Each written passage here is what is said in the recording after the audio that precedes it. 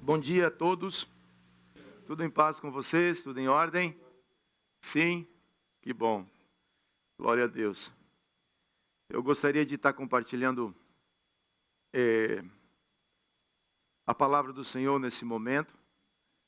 E essa é a terceira mensagem que eu venho trabalhando sobre o patriarca Abraão. É muito importante nós entendermos a figura de Abraão, para que nós possamos entender o desenvolvimento da Bíblia. Na verdade, quando Adão ele peca, quando Adão ele quebra a aliança que Deus fez com ele, a palavra fala na sequência que a iniquidade se multiplicava sobre a terra. Ao invés do homem multiplicar a imagem de Deus, o homem passou a multiplicar a iniquidade. E o coração do homem constantemente estava inclinado para o mal. Então, em Noé, Deus ele traz o juízo sobre a terra, mas ele não traz o juízo sem antes dar a oportunidade de arrependimento ao homem.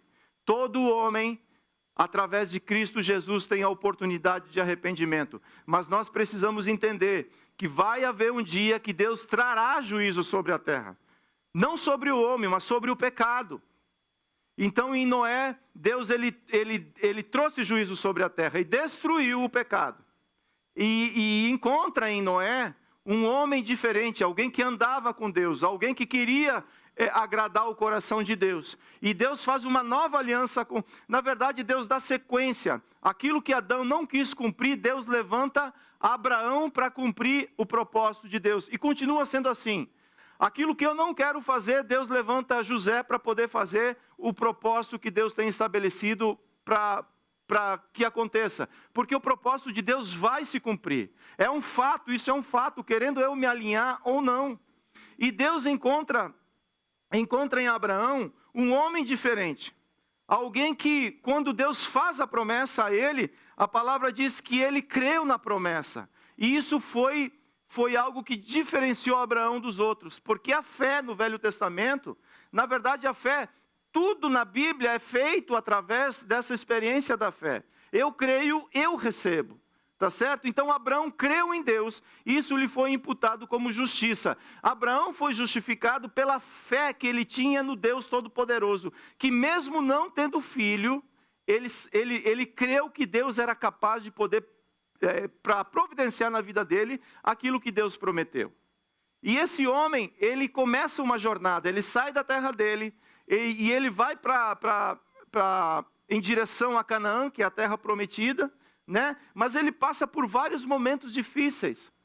Depois de 10 anos, ele vê que a promessa não se cumpre e ele de certa forma, ele abraça uma ideia da esposa. Isso é um problema grandíssimo, né? Às vezes o homem desligado naquilo que está fazendo, a esposa fala assim, vamos fazer isso, e o homem fala, né? E aí, depois que você falou, o cartão de crédito passou, a conta aumentou, né? A viagem, a passagem foi comprada, aí você fala assim, mas e essa viagem que eu não sabia? Fala, não, sabia sim, você falou, né? Então Abraão falou, para Sara, e criou um problema grande chamado Ismael. Mas só que Deus tinha uma promessa que iria dar a Abraão um filho. Esse sim seria o verdadeiro herdeiro. O verdadeiro herdeiro é aquele que vem da promessa. E tudo aquilo que Deus faz como propósito para o homem é impossível. Era impossível para Abraão gerar Isaac, mas para Deus era propósito, por isso ele gera Isaac. A salvação para mim e para você é impossível, por isso que Deus gerou a Jesus, para que pudesse se tornar possível. Através de Cristo nós somos salvos pela graça. Então entender a figura de Abraão vai me fazer entender o processo que Deus estabeleceu desde a fundação do mundo. Porque a Bíblia, ela é uma sequência. Porque às vezes a gente acha que o Velho Testamento não deu certo, e aí Deus escreve o Novo Testamento para corrigir o Velho Testamento. E não é assim. Toda a palavra ela é inspirada pelo Espírito Santo de Deus. E todo o Velho Testamento se cumpre em Cristo Jesus. Tem coisas que Cristo veio estabelecer e falou assim, é assim que funciona. Tem coisas que ele revogou e falou assim, isso não precisa mais, sacrifício não precisa mais, porque eu sou o sacrifício vivo, não tem necessidade mais de sacrifícios, porque o sumo sacerdote de uma vez por todas ofereceu o sacrifício, foi aceito e também nós fomos aceitos. Teve coisas que Jesus ampliou, elevou o padrão, por causa que é uma nova aliança. Então, para mim poder entender o Velho Testamento, eu preciso passar para o Cristo, ter a visão de Cristo e aplicar tudo aquilo que Deus quer nos ensinar.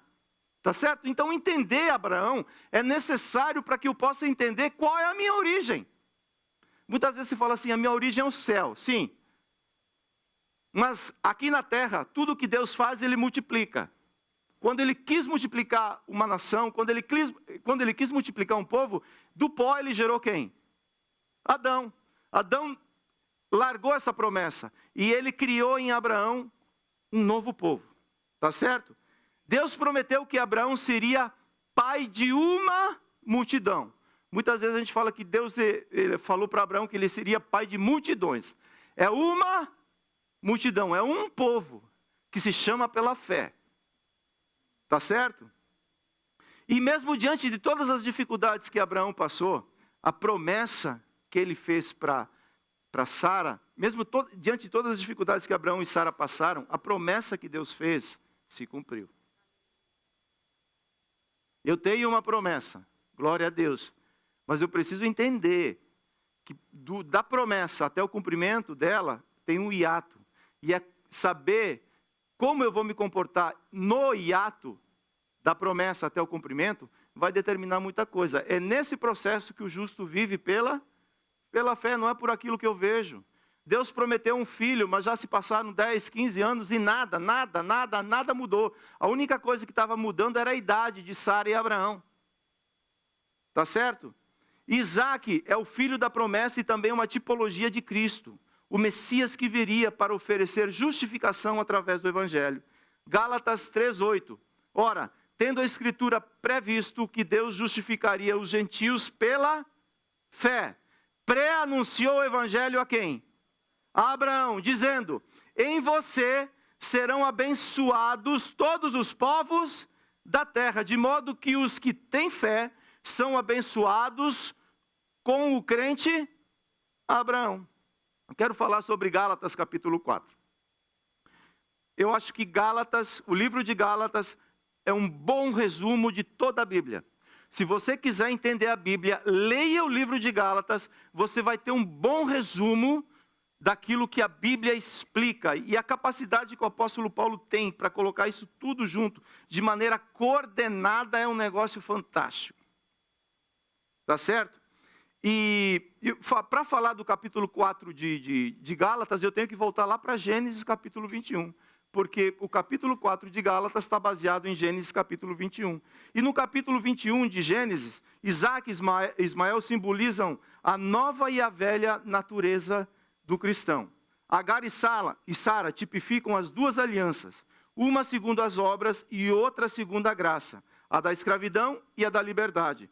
O nascimento da nova natureza exige a expulsão da velha. É impossível melhorar a velha natureza.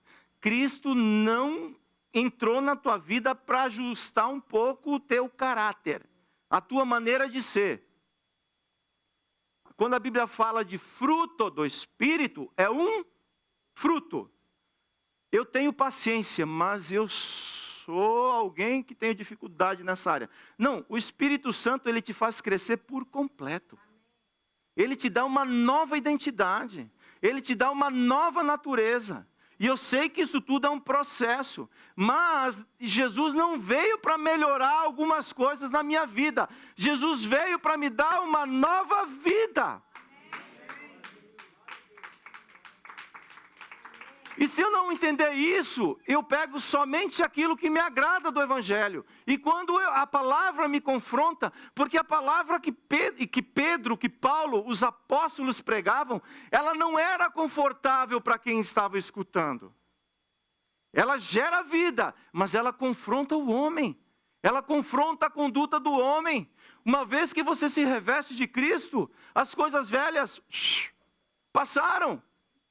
E existe um novo processo acontecendo de dentro para fora. E é do Espírito. Tá certo? Então, o nascimento da nova natureza exige a expulsão da velha. E sabe quem expulsa a velha natureza?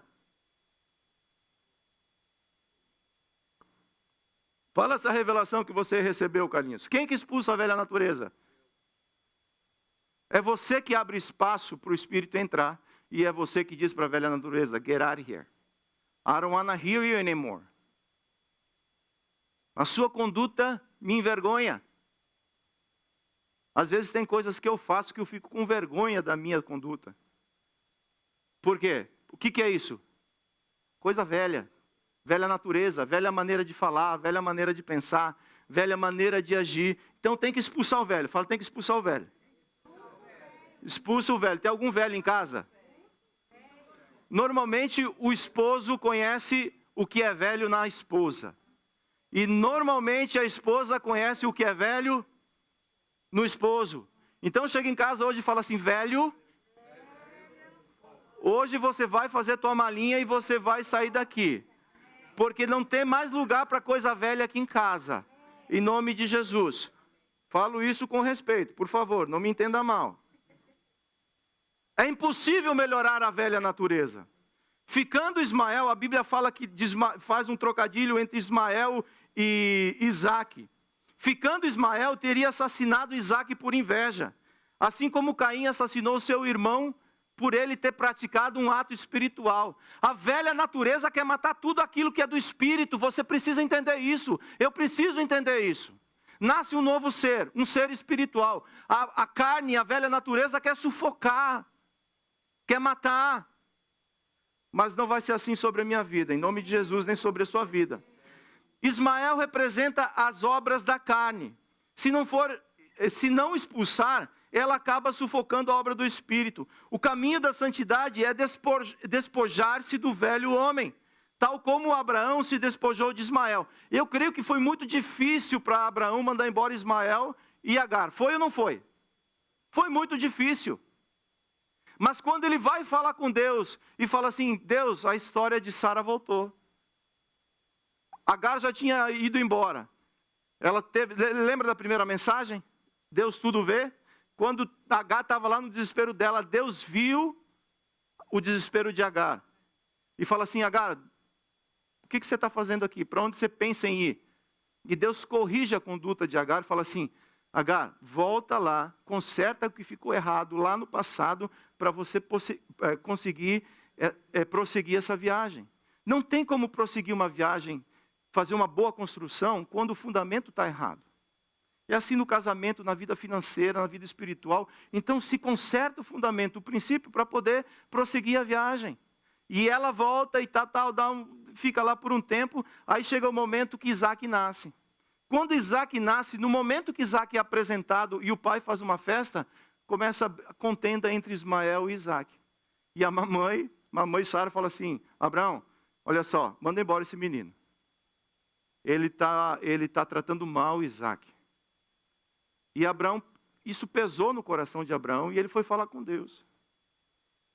E Deus falou para ele assim, Abraão, Ismael é coisa tua e Sara. Eu não tenho nada a ver com isso. Manda o velho embora. Fala, manda o velho embora.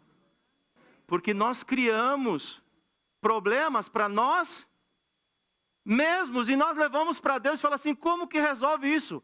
É simples, manda o velho embora. Ismael, foi ideia sua, Abraão. Você não pediu para mim se podia dar esse passo. Agora que o problema está aí, por que você vem para mim perguntar o que você vai fazer com o problema? Manda o velho embora e as coisas vão se resolver. E o apóstolo Paulo aplica isso tudo que eu estou falando para vocês em Gálatas capítulo 4, onde existe ali duas alianças. Uma produziu um fruto que gerou filhos escravos e a outra produziu filhos livres pela promessa do Espírito Santo. Amém? Vamos ler o contexto? Vocês querem ler? Senão a gente não lê. Amém. Isso mesmo. Podemos ler então? Por gentileza, me acompanha. Gálatas capítulo 4, verso 22. Antes disso, o título da minha mensagem é Filhos da Promessa. Tá certo? Gálatas capítulo 22 fala assim: pois está escrito que Abraão teve 2 filhos, uma da mulher escrava e a outra da mulher livre. O filho da escrava nasceu segundo a carne, o filho da mulher livre nasceu mediante a promessa. Estas coisas são alegorias, porque essas mulheres são 2 alianças. Uma se refere ao monte Sinai, que gera para a escravidão. Esta é Agar. Ora, Agar é o monte Sinai, na Arábia, e corresponde a Jerusalém atual, que está em escravidão com seus filhos. Mas a Jerusalém, lá de cima, é livre, e ela é a nossa mãe, porque está escrito: alegre-se, ó estéril, você que não dá luz, exulte e grite, você que não sente dores de parto, porque os filhos da mulher abandonada são mais numerosos dos que os filhos da que tem marido. Verso 28.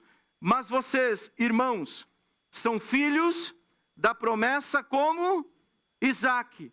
Como, porém, no passado, aquele que nasceu segundo a carne perseguia o que nasceu segundo o Espírito. Assim também acontece agora. Mas o que diz a Escritura? Ela diz: mande embora a escrava e o seu filho, porque de modo nenhum o filho da escrava será herdeiro com o filho da mulher livre. Portanto, irmãos, somos filhos não da escrava, mas da livre. Senhor Deus e Pai, no nome de Jesus, eu quero te louvar e te bendizer.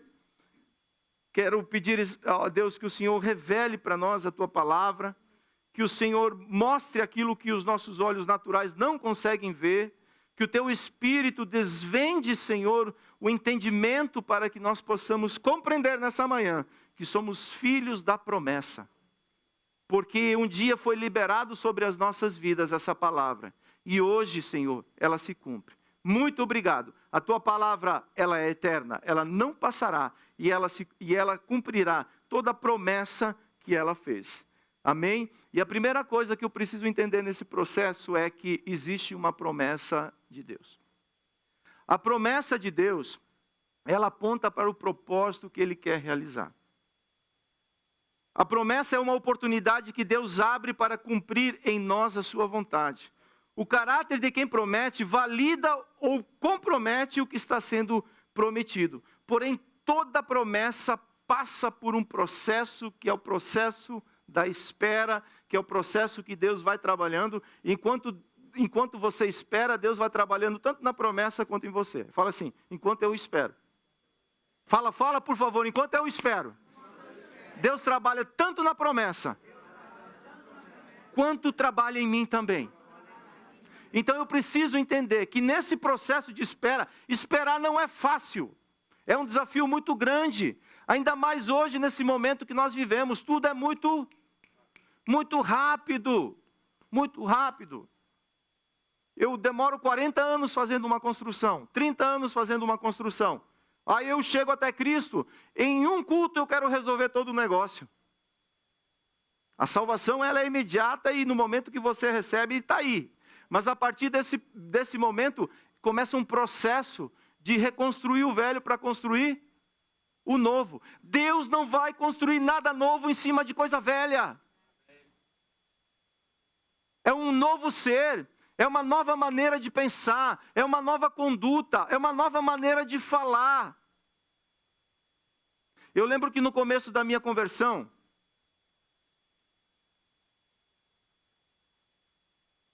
algumas coisas saíram, outras ficaram. E eu tinha uma mania de falar uma palavra. Jogador só aprende coisa ruim. Só expressa coisa que, né? As pessoas vêm para os Estados Unidos e para aprender inglês é um negócio complicado. Mas palavrão e coisa ruim é uma semana. O cara está falando sem sotaque, palavrão sem sotaque. Porque coisa ruim se aprende fácil. E aí eu lembro que um dia saiu pip, uma pessoa com muita sabedoria, ouviu, olhou para mim e depois me chamou num canto e falou assim: Marciano, você é uma nova criação de Deus. As coisas velhas precisam passar. A maneira velha de falar precisa passar. E aquilo ali entrou no meu coração. Eu falei: Jesus, mas como que eu faço isso? Isso está enraizado em mim. Isso está dentro de mim. E é a obra do Espírito que vai fazendo com que essas coisas elas vão sendo transformadas de glória em glória, de fé em fé. É um processo, eu costumo dizer que quem está em Cristo está num processo natural de transformação. O problema é que a gente quer fazer a obra do Espírito, dizendo não faça, não faça, não faça, não faça. E a igreja, até Jesus se torna uma coisa chata, não pode fazer nada. O apóstolo Paulo fala: eu posso tudo, eu sou livre para fazer o que eu quero. Mas porque eu sou livre para fazer o que eu quero, eu não faço tudo o que eu quero, porque eu não quero desagradar o meu Senhor. Agora que eu fui livre por Cristo, eu vou me comprometer novamente com aquilo que Jesus me libertou? Você lembra do quanto Jesus te libertou? Você lembra de onde Jesus te tirou? Você lembra dos seus vícios? Você lembra da tua conduta? Você lembra daquilo que quando você encostava a cabeça no travesseiro, você sentia vergonha de você mesmo, do que você fazia? É natural para quem pratica as obras da carne viver essas coisas. E é sobrenatural para quem está em Cristo não viver mais essas coisas. Por isso que você é um filho de promessas. E as promessas de Deus vão se cumprir na sua vida. Gálatas capítulo 3, verso 15 fala assim: irmãos, falo em termos humanos, ainda que uma aliança seja meramente humana, uma vez ratificada, ninguém a revoga ou lhe acrescenta coisa alguma. Ora, as promessas foram feitas a Abraão e ao seu descendente.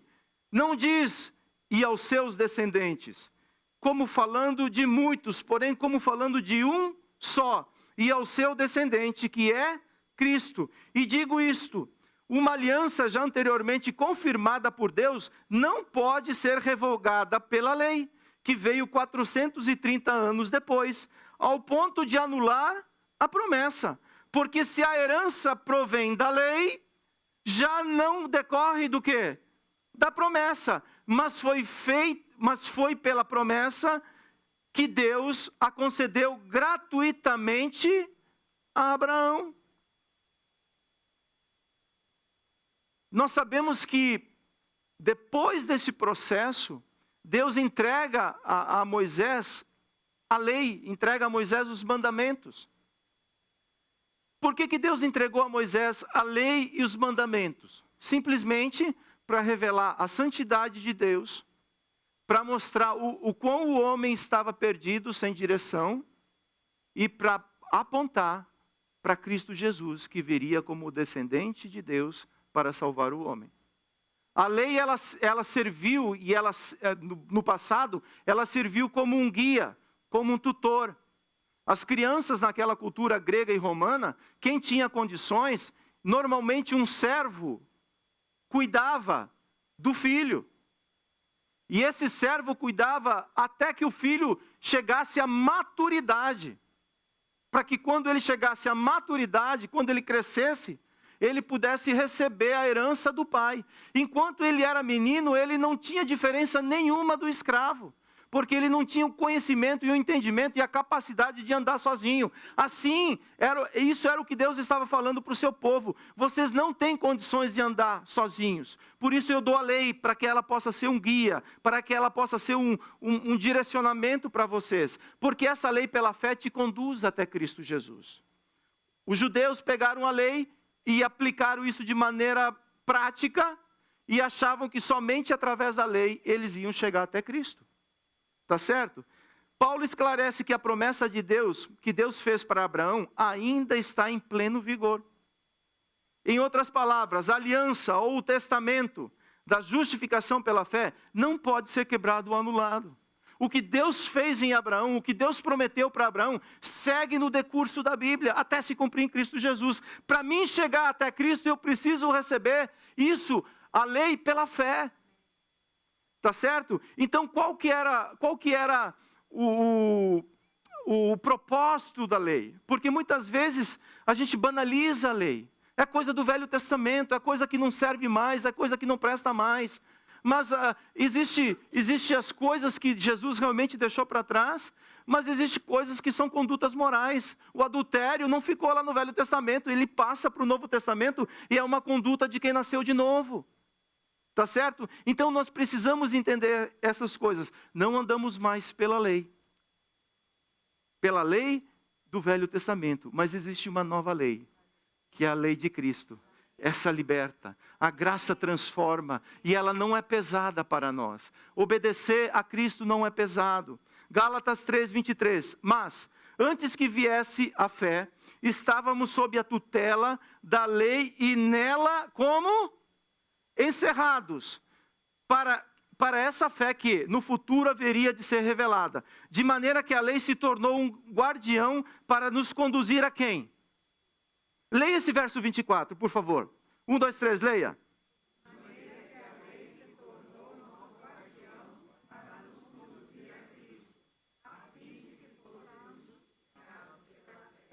Propósito da lei foi qual que foi o propósito da lei? A fim de que nós fôssemos justificados pela fé. Existe uma promessa, existe um decorrer, existe um propósito. A fé é o cumprimento dessa promessa em Cristo Jesus. Verso 25. Mas agora que veio a fé chegou, ela está aí? Sim. Glória a Deus. Mas agora, o que fala aí? Mas agora que veio a fé, já não permanecemos subordinados a quem? Ao guardião, à lei. Pois todos vocês são filhos de Deus mediante a fé em Cristo Jesus. Porque todos vocês que foram batizados em Cristo, de Cristo se revestiram. Às vezes você vai para algum aniversário de criança e a criança está caracterizada com algum personagem, né? Ela está revestida de Homem-Aranha, de Batman, ou seja o que for. Ela se revestiu de algo novo. É o Noia aparecendo, sei lá o que for, né? Então, quando você se revestiu de Cristo, você parece como Cristo. As pessoas olham para você e veem Cristo através das suas atitudes. É a fé que move isso no teu coração. Verso 28. Assim sendo, não pode haver judeu, nem grego, nem escravo, nem liberto, nem homem, nem mulher, porque todos vocês são um em Cristo Jesus. E se vocês são de Cristo, também são descendentes de quem? E herdeiros de quem? Segundo a promessa que Deus fez lá para Abraão, chegou até mim através de Cristo Jesus. E eu sou um filho dessa promessa. Eu sou um filho que estou na casa do Pai. Não como aqueles dois que o Orlando falou na semana passada. Um queria a herança para ir embora. O que estava na casa do Pai estava perdido dentro da casa do Pai. A lei tem como objetivo proteger quem a obedece e de punir quem a transgride. Até hoje o princípio da lei é um princípio. Se você se submete à lei, ela te protege. Se você transgride a lei, ela te pune. Sabemos que a lei foi apresentada por Deus em forma de mandamentos para revelar ao homem a santidade de Deus e também quão perdido ele estava. O povo judeu recebeu a lei através de Moisés, com o objetivo de serem conduzidos, como um tutor conduz um herdeiro até crescer e ter entendimento completo ou a maturidade para receber sua herança. Assim, a lei tinha o propósito de conduzir todos os filhos de Abraão até encontrarem a verdadeira fé em Cristo Jesus. Esse foi o grande debate que Jesus tinha com os fariseus. Eles falavam, somos filhos de quem? de Abraão. Mas Abraão apontava para quem? Para Cristo. Quando João Batista chegou pregando, chegou o reino de Deus, chegou o governo de Deus sobre a terra, ele apontava para quem? Para Cristo. Então eles não recebiam, eles matavam os profetas, eles mataram João Batista, eles mataram Abraão. Por quê? Porque eles queriam a promessa, mas não queriam o cumprimento dela que viria através da fé. E Jesus falava assim: se vocês são filhos de Abraão, vocês precisam ter a fé que Abraão, Jesus remeteu eles lá no princípio. E para nós entendermos o Evangelho, nós precisamos ser remetidos para o princípio, porque isso nos conduz a um entendimento pleno e completo. Uma vez que isso aconteceu, que a fé te conduziu até Cristo, não teria mais necessidade de seguir a lei. Tem necessidade de seguir a lei? Pois a fé seria a nova maneira, ou a fé é a nova maneira e uma nova conduta de andar. Pois essa promessa nasceu do Espírito. Onde nasceu essa promessa? Onde nasceu essa promessa? Do Espírito. A fé é um dom de Deus, é uma capacitação que Deus te dá através do Espírito Santo. Fidelidade. Eu gosto da tradução em inglês, que é faithful. O que é uma pessoa faithful? Uma pessoa cheia de fé. As pessoas olhavam para Estevão e viam nele uma pessoa cheia de fé. As pessoas olhavam para Pedro, para Paulo e viam neles alguém cheio de fé. Alguém cheio de fé. A promessa aponta para o propósito que Deus quer realizar. A lei é o guia que me revela a santidade de Deus e me conduz até Cristo. Que me conduz até Cristo. Através de Cristo, me torno um filho adotado pelo Espírito Santo que clama: Abba, Pai. Você precisa entender o que eu estou falando até aqui para você poder aplicar essa mensagem na sua vida de maneira prática. Deus tem uma promessa na tua vida. Amém? Na verdade, várias promessas. Várias promessas. A lei, ela serviu como um guia, como um tutor, para que ela pudesse te conduzir até Cristo. Até hoje é assim.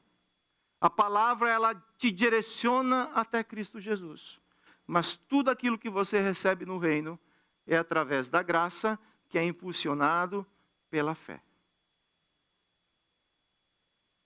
E uma vez que eu chego até Cristo, eu sou revestido de Cristo. Eu passo me tornar morada do Espírito Santo. Jesus fala: eu vou ter que ir para o Pai. E aquilo gerou uma crise enorme nos discípulos. Imagina você ter um amigão de 3 anos. Aquele cara que você pode contar com ele. Você nega, mas ele não nega. Alguém tem algum amigo assim? Esses amigos normalmente são feitos pelo Espírito. E Jesus fala assim: eu vou ter que voltar para o Pai. Mas eu não vou deixar vocês órfãos. Eu vou enviar o outro Consolador. Aquele que vai ensinar, aquele que vai guiar e aquele que vai revelar toda a verdade. Quem que é toda a verdade? Cristo. Cristo é toda a verdade de Deus encarnada que pisou nessa terra. O Espírito revela o Filho. O Filho, ele consolida a obra do Espírito e o Pai, ele é glorificado nesse processo todo. Por isso que nós falamos: Abba, Pai. Eu não sou mais órfão. Eu tenho um Pai que cuida da minha vida. O Evangelho é isso. Eu estava perdido nos meus delitos e nos meus pecados, sozinho na vida, tentando resolver a minha história, tentando ser feliz, tentando buscar sentido para viver. E eu não encontro isso em lugar nenhum, se não for em Cristo Jesus. Em Cristo. eu recebo propósito. Em Cristo eu recebo salvação. E em Cristo eu recebo a filiação de ser filho de Deus mais uma vez. Filho adotado, sim. Mas passo a ter direito à herança do Pai. Somos filhos adotados pelo Espírito. O pecado fez o homem ser um órfão. O pecado separou. E ainda separa o homem de Deus. O que é pecado? Pecado é errar o alvo. E é possível eu me sentir um órfão, mesmo com meus pais biológicos vivos. É possível? É possível? É possível um filho se sentir órfão dentro de casa.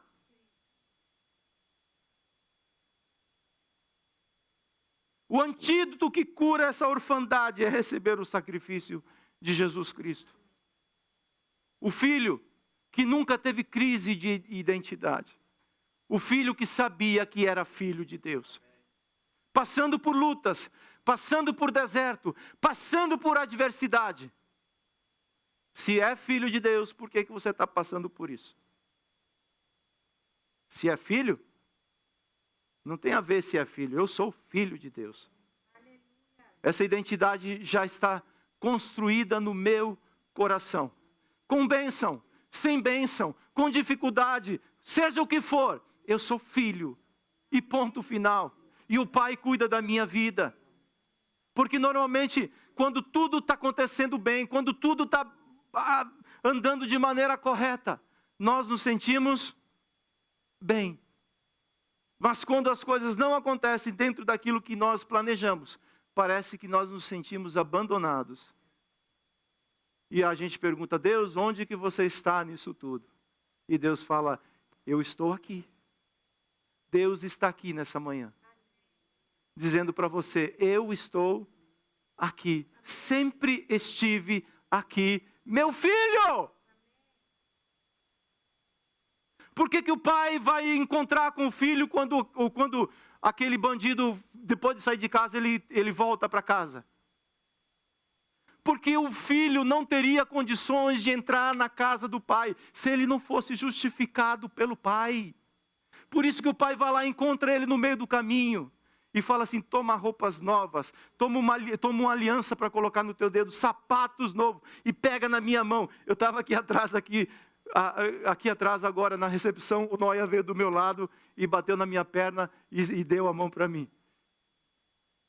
Eu falei, vamos adorar o Pai juntos, Noia? Ele fez assim, não estava muito convicto daquilo que ele queria fazer. Mas eu imagino que o pai fez isso. Filho, pega aqui na minha mão. Nós vamos voltar para a sua casa. Mas você vai voltar para lá, não da mesma maneira que você saiu. O teu entendimento é diferente. Você é filho, vai ter festa na casa do pai. Você tem roupas novas, tem sapatos novos, tem aliança no teu dedo, porque você é meu filho. E o filho que não entende isso, vai ficar sem entender. E precisa entender. Porque esse é o entendimento que nós precisamos compreender. Senão o evangelho se torna um negócio complicado demais para viver. Eu não vivo o evangelho por aquilo que eu faço. Eu vivo o evangelho por aquilo que Cristo fez por mim. Pela graça, por amor, por misericórdia. É por isso que nós fazemos aquilo que o Senhor nos permite fazer. Sem essa identidade restaurada em nossos corações, nos sentimos amados pelo Pai quando tudo vai bem e abandonados por Ele quando passamos por dificuldades. Nossa identidade até pode oscilar, mas o amor de Deus segue imutável por nós. Gálatas 4:4. Mas quando chegou a plenitude do tempo, quem que chegou na plenitude do tempo? Cristo Jesus. Deus enviou o seu Filho, nascido de mulher, nascido sob a lei, para resgatar os que estavam sob a lei, a fim de que recebêssemos a adoção de filhos. E porque vocês são filhos, Deus enviou o Espírito do seu Filho ao nosso coração. E esse Espírito clama, Abba, Pai. Assim você já não é mais escravo, porém filho. E sendo filho, também é herdeiro de Cristo Jesus. Dois sinais determinantes da obra do Espírito Santo dentro de nós são o nosso amor espontâneo a Deus como Pai e a nossa obediência espontânea a Jesus como Senhor. O maior impacto que pode acontecer na vida de um filho adotivo é entender que agora ele tem um pai que cuida da vida dele. O órfão normalmente ele resolve tudo sozinho. Se ninguém fizer, se eu não fizer, por mim ninguém vai fazer. A verdade é que Jesus já fez tudo por mim e por você. Eu só preciso entender, ter essa compreensão. É claro que tem coisas que você vai ter que seguir fazendo. É a vida. Mas com relação à filiação, com relação a essa adoção, Deus já fez todo o projeto. Está cumprido, está terminado, o sacrifício foi aceito, foi ofertado, foi aceito, e a graça abriu essas portas para todos nós. Todos aqueles que querem entrar na casa do Pai pela graça são aceitos. Foi justamente o que Jesus nos ensinou quando os discípulos perguntaram: ensina-nos a orar. Eu vejo como você se relaciona com o teu pai. E Jesus, ao invés de ensinar a orar, ele ensina a se relacionar. Muitas vezes nós queremos aprender a como fazer as coisas para Jesus. E aí tem um ensino aqui, tem um ensino lá, 3 passos para cá, 3 passos para lá, um para cima, outro para o lado. É obra do Espírito. Se nós não permitirmos o Espírito entrar em nós, a gente vai engessar as pessoas dentro da igreja. Você é discípulo se você fizer isso. Você é discípulo se você fizer aquele outro. O discípulo, ele nasce conectado na videira verdadeira. Muitas vezes a gente pergunta assim: como é que se discipula? Você quer saber como você pode discipular alguém? Ensina a ele que existe uma fonte que jorra de manhã, de tarde e de noite. Conecta ele na videira verdadeira, que é através da palavra ele vai conhecer o caráter de Cristo. Quando ele fala, quando ele ora, ele fala com Deus. Quando ele lê a palavra, Deus fala com ele. Conectado na videira verdadeira, vocês vão dar muitos frutos, porque sem a videira verdadeira, vocês não conseguem fazer nada. Mateus 6,9, portanto vós orareis assim: Pai nosso. Jesus podia dizer: Ele é o meu Pai. E vocês se virem nos 30. Mas a graça é tão maravilhosa que quando os discípulos perguntaram: nos ensine a relacionar como você se relaciona com o teu Pai. E Jesus fala assim: Ele não é somente o meu Pai, Ele é o nosso Pai. Tem coisas que eu brigo com o Caleb só para dar um pano de fundo assim, para achar que eu não estou gostando. Mas chegou a hora que ele usa minhas camisas, ele usa o meu desodorante, que eu ganhei da madame, e eu vou parar por aqui.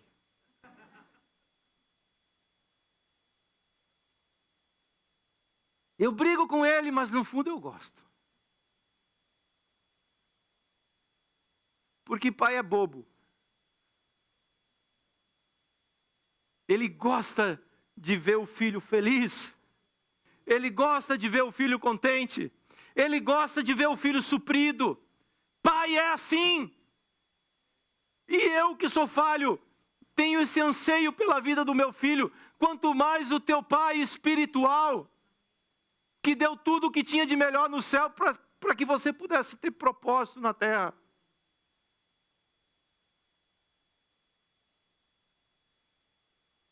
Essa palavra vós no grego é enfático e contrasta os discípulos com os gentios, cujo Deus não eram seus pais. A religião não ensina que Deus é um pai. Ela pode ensinar que ele é um ser supremo. É o homem lá de cima. Seja o que for. Mas quem ensinou Deus como pai foi o Filho. Jesus introduz a Deus como um pai que deve ser santificado na vida de todos os seus filhos. Jesus foi o primeiro que teve um pleno relacionamento com o Pai. E através desse modelo de Cristo, de filho que ele foi, nós também, como filhos adotados, podemos desenvolver um relacionamento de intimidade, em amor com o nosso Pai. Agora que eu entendo que eu sou filho, amém? Você entende que você é filho? A outra etapa dessa caminhada é você precisa aprender a desenvolver um relacionamento com o teu pai. Você não precisa de um intermediário.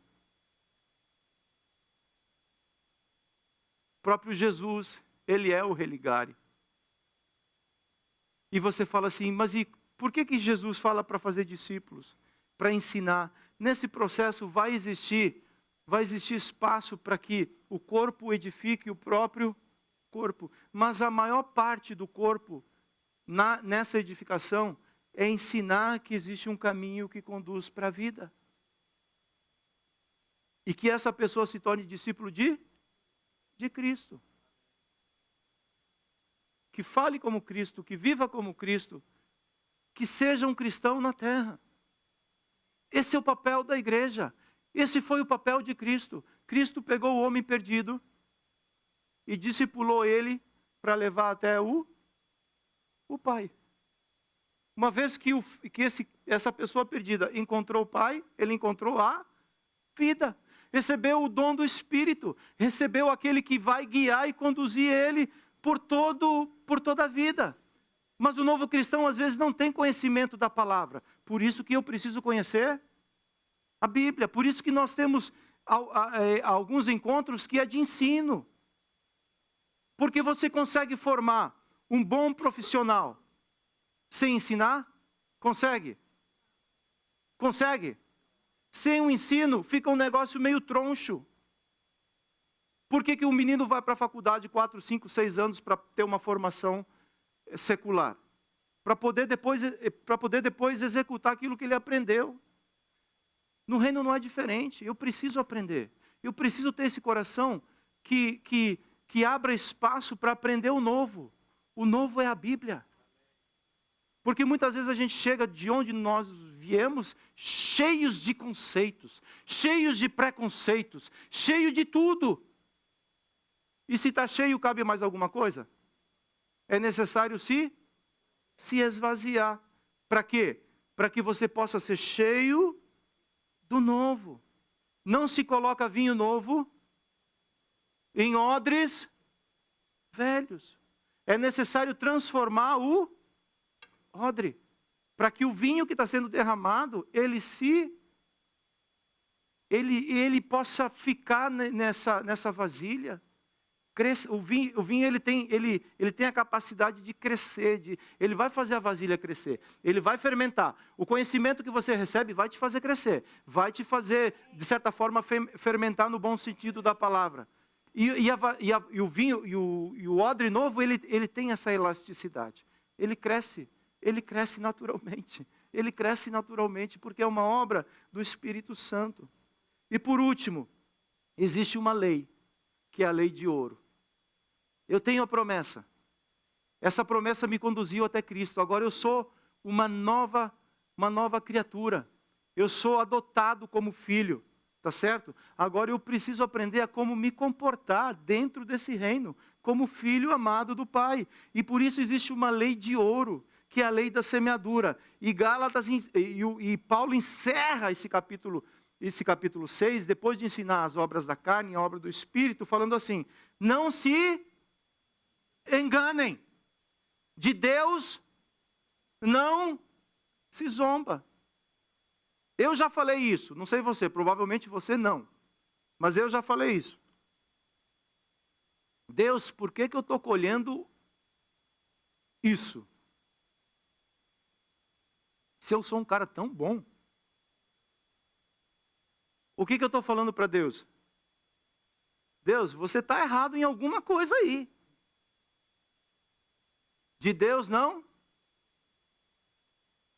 Pois aquilo que a pessoa semear, isso também.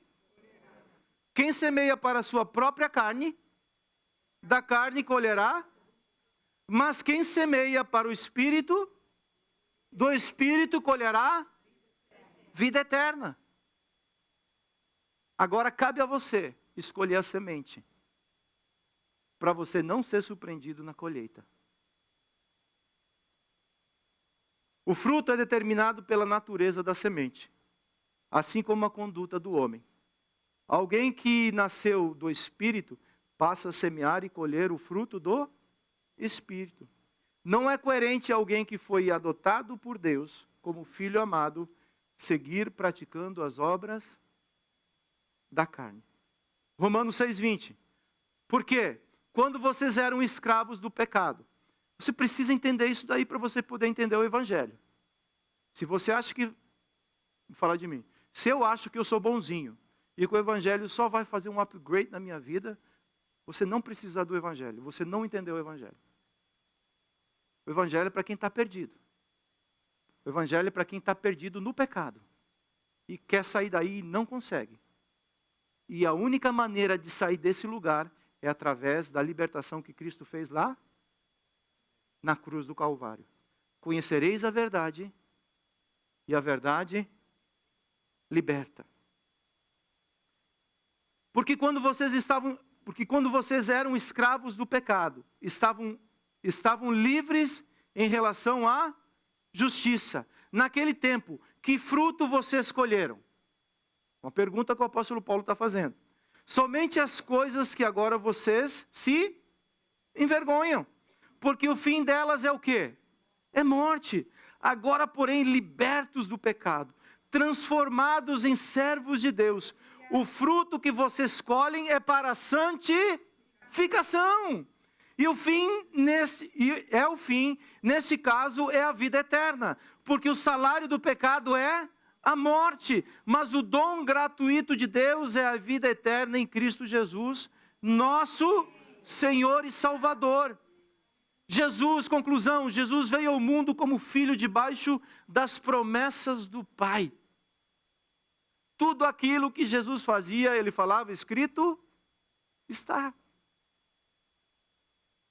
Da mesma maneira, através da graça, recebemos por herança essa adoção. Isso muda a nossa condição ou o nosso posicionamento diante de Deus. Agora voltamos a fazer parte da família de Deus. Você é o quê? Somos filhos da promessa de Deus. Romanos 8:29. Pois aquele que Deus de antemão conheceu, ele também predestinou para serem conformes à imagem de quem? Do seu Filho, a fim de que ele seja o primogênito entre muitos irmãos. É necessário entender quem eu sou. Porque nós vivemos um momento que as pessoas querem determinar quem você é. As pessoas querem dizer que você tem que ser próspero, as pessoas querem dizer que você tem que ter isso, tem que ter aquele outro, tem que ter aquele outro. E aí se colhe todas essas informações e a gente cria, de certa forma, algo que não é real. Primeira coisa que eu preciso entender é que eu sou filho. Sou filho do Criador. Todas as minhas necessidades já foram supridas. Eu não recebo porque eu mereço. Na verdade, eu não mereço nada. Eu recebo através da graça. Eu recebo porque o Pai é bom. Eu recebo porque eu tenho gratidão no meu coração. Por que eu adoro a Deus, igreja? Por que no momento do louvor, eu adoro o meu Senhor? Pergunto para mim e para você. Se eu não entender a obra que Cristo fez, se eu não entender a obra que Deus fez por mim, É difícil levantar as mãos.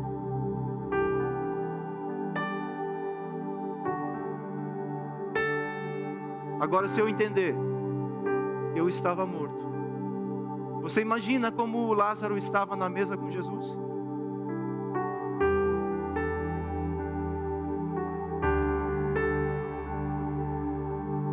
Quantos conhecem a passagem de Lázaro? Levante sua mão para mim ver você. A igreja conhece.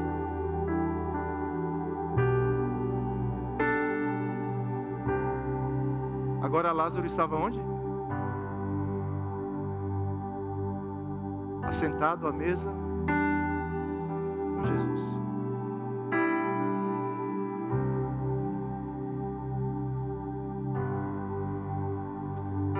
Eu não sei o que passou na cabeça de Lázaro,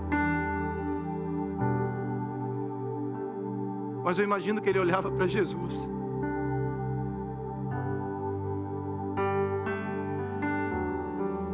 e pensava: esse cara me ressuscitou. O último milagre antes da crucificação foi a ressurreição de Lázaro, para dizer para mim e para você: nós éramos esse Lázaro que o povo dizia: Jesus, já fazem 4 dias, já não tem mais jeito, para esse não tem mais jeito. Se creres, filhos de Deus, vocês vão ver a glória do Senhor. E é esse relacionamento que o Pai quer restaurar nos nossos corações.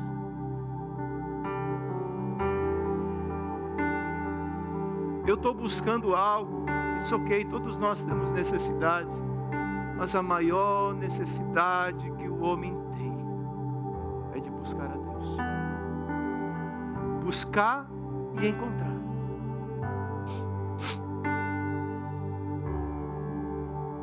Incline sua cabeça, por favor.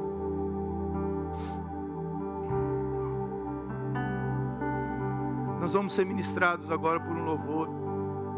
Se você quiser se colocar de pé, coloque-se de pé. Se você quiser ficar sentado, fique como você quiser. Mas adore a Deus com o entendimento que você é filho. Adore a Deus com o entendimento daquilo que Ele fez pela sua vida. Em nome de Jesus.